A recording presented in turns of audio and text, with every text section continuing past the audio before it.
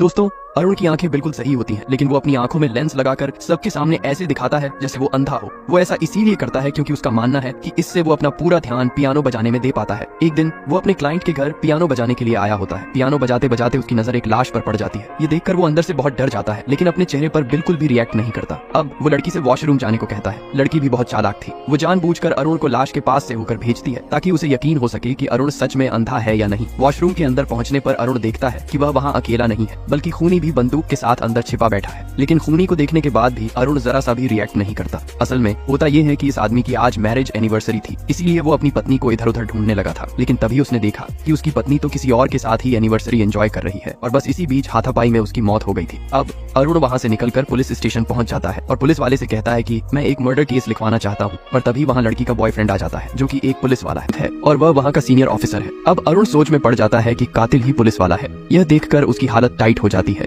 फिर तभी अरुण सोच समझकर कुछ हटकर जवाब देता है, मेरी बिल्ली पिछले एक हफ्ते से गायब है। मैं विश्वास के साथ कह सकता हूँ कि मेरे पड़ोस के टिकू नाम के लड़के ने ही मेरी बिल्ली को निपटाया होगा। लेकिन यह बात सुनकर पुलिस वाले को अरुण पर शक होने लगता है, इसलिए वह अरुण के घर पर इन्वेस्टिगेशन के लिए निकल जाता है। अब वहाँ पहुंचकर पुलिस वाला अरुण को हर तरीके से चेक करने लगता है कि आखिरकार अरुण अंधा है भी या नहीं। लेकिन अरुण भी कुछ कम नहीं था, वह भी अंधे होने के नाटक में छिपा रुस्तम था। अब वह जैसे तैसे करके अपने लेंस को भी आसानी से छिपा लेता है। तभी पुलिस वाला उसे पूछता है, तुम न्यूज़पेपर तो पढ़ नहीं सकते तो तुम इसका करते क्या हो? अरुण कहता है, सर इन न्यूज़पेपर से तो मैं अपनी बिल्ली की टट्टी को साफ करता हूँ। तभी उसकी बिल्ली सही मौके पर वहाँ आ जाती है। तभी अरुण बोलता है, थैंक गॉड तुम ठीक हो, मुझे तो लगा था कि उसी शरारती बच्चे ने तुम्हें निपटा दिया होगा। ये सुनकर पुलिस वाला वहाँ से चला तो जाता है, लेकिन उसके मन में अभी भी एक शक था कि ये अंधा है भी या नहीं। अगली सुबह हमें दिखाया जाता है कि उस कार में उसी आदमी की लाश होती है जिसे अरुण ने अपनी आंखों के सामने कत्ल होते देखा था। अब थोड़ी ही देर बाद उस आदमी के घर वाले पुलिस स्टेशन में स्टेटमेंट्स देने के लिए आए होते। तभी वहाँ अरुण भी आ जाता है। अब अरुण सबको सच बताने ही वाला होता है कि वो सोचता है कि अगर उसने ऐसा किया तो पुलिस वाला उसे यहीं गोली मारकर रफा दफा कर देगा, इसलिए वो चुप रहकर सब कुछ संभाल लेता है। अगले दिन फ्यूनरल में जब अरुण पियानो बजा रहा था, तब उसके बाद मोहन की बेटी आकर उससे कहती है, मेरे पापा आपकी बहुत तारीफ करते थे, क्या आप मुझे भी अपने जैसा पियानो बजाना सिखाओगे? और दूसरी ओर एक बूढ़ी औरत दूसरे पुलिस वाले को बताती है, सिमरन आपसे झूठ बोल रही है। उस दिन अरुण के आने से पहले ही एक और आदमी उसके घर में मौजूद था।